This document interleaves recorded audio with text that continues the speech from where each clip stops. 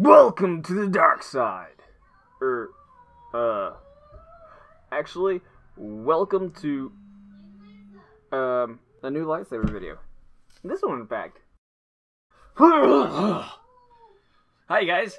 Nerdandanoob here, or Logan, or whatever you want to call me, from this channel. Also from the Saber forums. Hi, guys. This is my Kylo Ren cosplay, or part of it, that I'm working on for DragonCon. Also, this thing is tight. It's also hot! So, on to the actual review of this lightsaber. This lightsaber is the Archon version 2.1 from UltraSabers. Whoops. That was a bit premature. Surprise lightsaber? Let's turn it off. Okay. That is one drawback of the guarded switch. If you accidentally poke it really lightly, it'll turn on, which doesn't really bug me at all. I actually like the guarded switch, especially on this saber hilt, because I think it looks better, to be honest, than an AB switch on this hilt. Though I do want to change this button to like a red button or something, just because. So, onto the hilt and the saber itself, and some of the cool things you can do with it. Now, it comes with a cover tech wheel. It's anodized at the choke point, so you won't have any issues with that. And it's also anodized here, and so is the pommel. The pommel is pretty damn big. It can come off, obviously. If it didn't, you wouldn't be able to get to the batteries to change them. If you wanted to, you could throw this pommel and end someone rightly. Probably very rightly, because this thing is kind of heavy. Don't do that. It's bad. No. It's mean, too. And it would probably take you a lot longer to unscrew this, to throw it at somebody, than you could just chuck this whole fucking saber at them and do the same. Also, the emitter comes off once I get it off. And you can interchange this with other emitters that UltraSaber sells on the website, which is really cool. So, you can interchange it with that. As long as it's the same dimensions, you can interchange it with probably anything. If you really wanted to, you could probably put a PVC pipe on there if it had the right dimensions. And other things with this lightsaber, I got it in Constellated Green, but I also got it with MLS Quick Disconnect, because I'm going to eventually turn this saber red for surprise Sith. I'll probably also be carrying it with this cosplay too, but it'll be red, because I really like this one. I like the scorpion back there too. That thing is huge. You can wield this saber very easily with one hand, two offhand if you want. I wield it in both, either or you know, dual-handed, for stronger strikes. The choke point's really nice because once you put the blade in, it gives it some nice weight, so it's evened out. Other than that, the hilt itself is very lightweight on its own. It's really good for spins because the choke point is very tight. I normally keep like 2 fingers, top, bottom, and I grip it like this and do all my spins and stuff, and my hands stay in place because it's got a really nice groove. The grooves will not cut you. They're not sharp. I mean, if you hit yourself really hard, I mean, yeah, you're probably gonna cut yourself because it's still aluminum. It's metal. It's gonna hurt. But just everyday use, no. But I also train with gloves, so there's also that.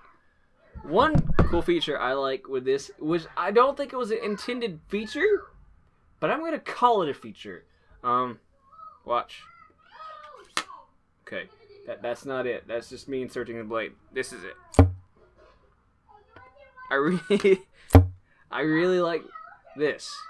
The suction that the emitter creates between the blade. It's a really tight fit, so get a nice thumping sound when you pull the blade out. I don't think that was a feature, but I'm gonna call it a feature because it makes me giggle from time to time. So let's light this bad boy up with the blade, with the lights turned out while you can hear my kids in the background probably fighting over a video game. Which one, I'm not sure. So,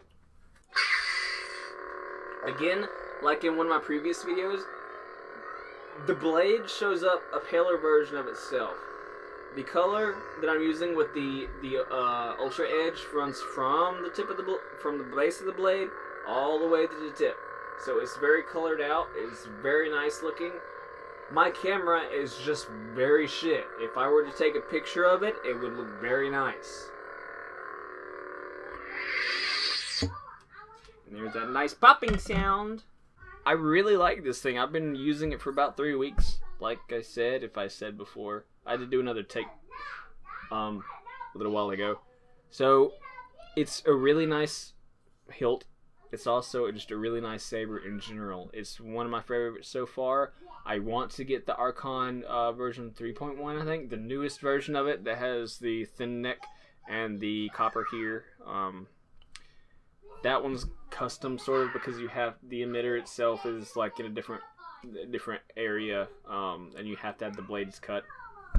But this saber is very nice. I've played with it a lot. I've learned pretty much all the spinning that I've looked up and learned how to do with this one.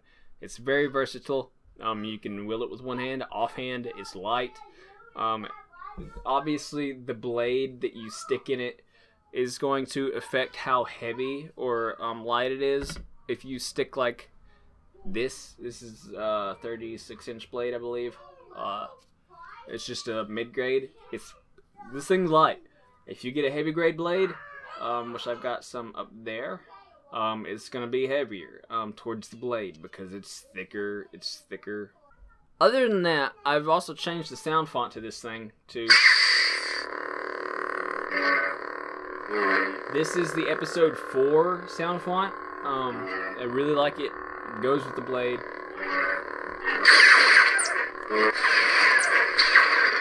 And then the clash.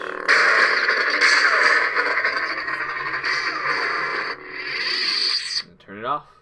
There we go. So overall, I'm very happy with this saber.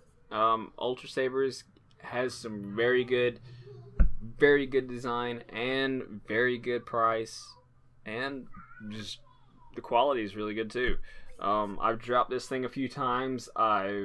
It's fine. It got a little dirty, but other than that, no issues. None of the issues were had.